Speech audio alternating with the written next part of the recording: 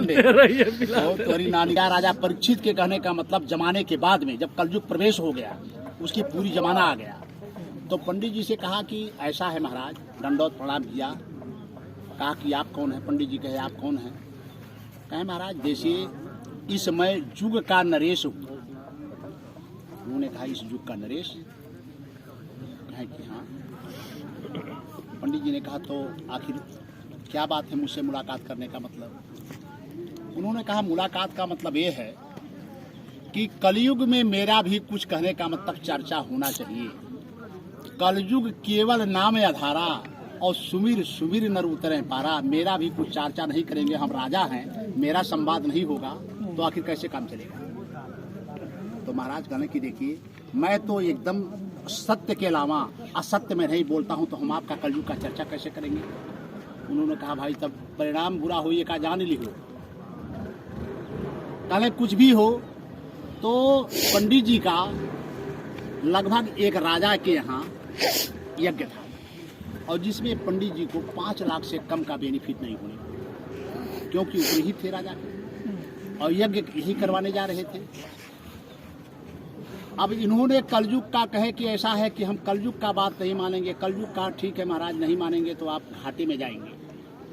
जब वहाँ गए, जिस दिन बेदी उदी कलश यात्रा हुआ, कलश यात्रा से लौट करके आए, बेदी पर मंच पर बैठना हुआ, उसी दिन एक शहर की वेश्या का रूप धारण करके कलयुग वहाँ पहुँचा दंगल के बीच में, और बगल से जो ही ये मैक पकड़ करके जा रहे थे सुनाने के लिए, उसी समय में इसने संकेत दी 2-4 लोगों को कि जरा पंडित जी को बुला लीजिए, कल उनसे हमारा बातचीत हुआ था।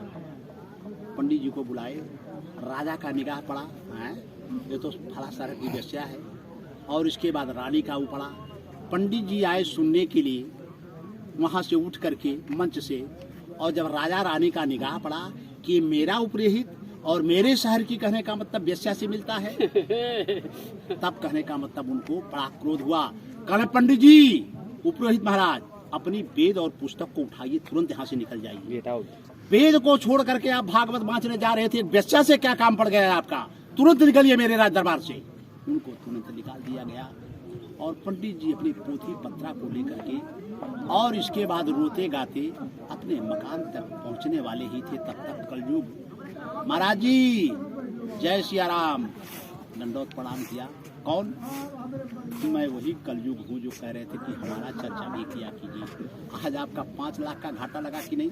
दूसरे विद्वान को राजा बुलाया, दूसरे ऊपर ही से कर्म हुआ। इन्होंने कहा कुछ भी हो 5 लाख जाने दीजिए, लेकिन हम आपके फंदे में नहीं आएंगे। पंडित जी कुछ दिन घर बैठे, एक फिर जजमान के यहाँ अच्छा सेठ था, उसके यहाँ से आया, बाबा मेरा कहने का मतलब यज्ञ करा दीजिए। पंडित जी ने दिन ठहरा दिया। फिर कलयुग कहा कि महाराज जय सिया राम, रास्ते में मिला, कहा मेरा चर्चा जरूर होना चाहिए। कहें कि ऐसा है, देखिए हम वो आपका चर्चा नहीं कर पाएंगे भाई, हम उसमें कहने का मतलब नहीं मिला पाएंगे वेद में लबे। उन्होंने कहा तो ठीक है, फिर परिणाम आपको मिलेगा। फिर वहाँ गए पंडित जी। फिर इसने शाम को जब भगवान का जन्म होता है, उसी समय में इन्होंने पहुंची, इनके गांव ही का बात था।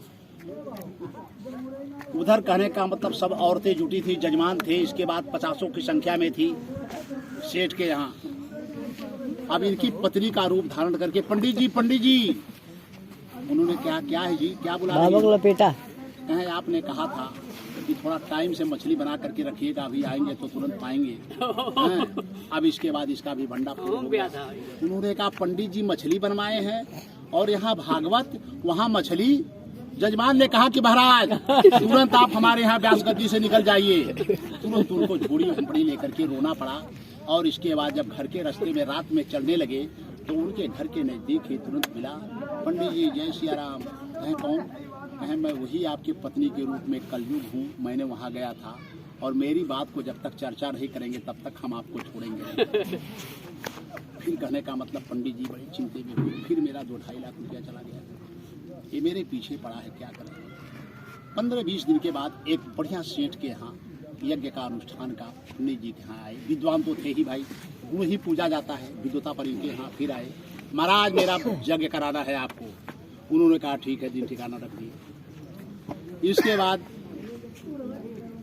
कलयुग जाने लगे जब ये, तो मिला महाराज मेरा भी कहने का मतलब नुकसान। कहा भाई ठीक है, तूने तो मेरा 7.5-8 लाख रुपया का नुकसान कराया, ठीक है जरूर करेंगे। स्वीकार किए, सेठ के यहाँ पहुँचे।